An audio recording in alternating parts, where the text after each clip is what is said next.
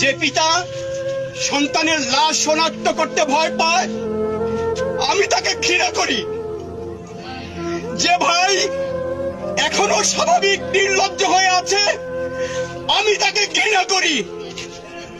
যে শিক্ষক, বুদ্ধিজীবী, কবি ও কেরানি প্রকাশ্য পথে এই হত্যার প্রতিশোধ চায় না আমি তাকে ঘৃণা করি।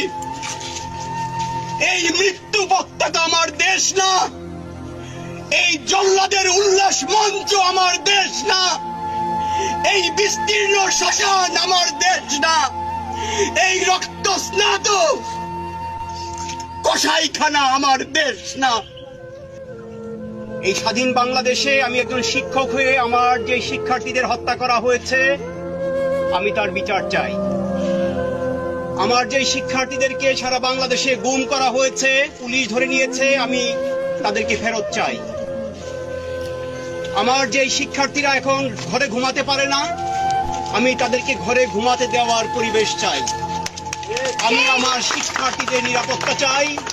আমি আমার শিক্ষার্থীদের তাদের পরিবারে ফেরত চাই। আমি আমার শিক্ষা প্রতিষ্ঠান খুলে দেওয়ার আহ্বান জানাই। আমি আমার শিক্ষার্থীদের নিয়ে আমার ক্লাসে ফেরত যেতে চাই। বুলেট আপনি দেখেছেন বাবা মায়ের আর্তনাদ, অভিশাপ আসমান কাঁপে, আপনাদের কাঁপে না? তার কাঁপে না? অভিশাপের ভয় হয় না? বুকগুলা ঝাঁঝরা হয়ে গেছে আমার সন্তানদের। রাবার বুলেট বলবেন, কি বলবেন? এগুলো অস্ত্রের মুখে দাঁড়িয়ে আছে, আমাদের পয়সায় কেনা বুলেটে আমাদের সন্তানদের আপনারা বুলেট ছুটছেন। আর কত আর কত?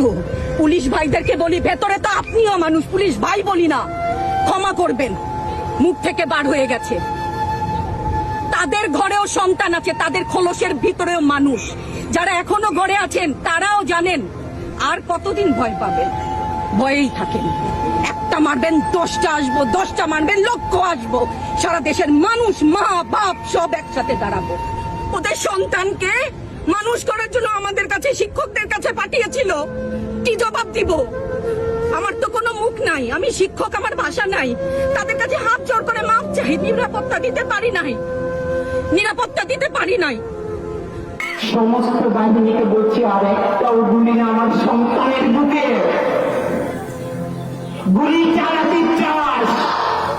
এই যে আমিও হাত উত্তোলন করেছি, গুলি কর আমার বাচ্চাদেরকে রেখে। এই সমাজে, এই দেশে ন্যূনতম বলতে কিছু নেই।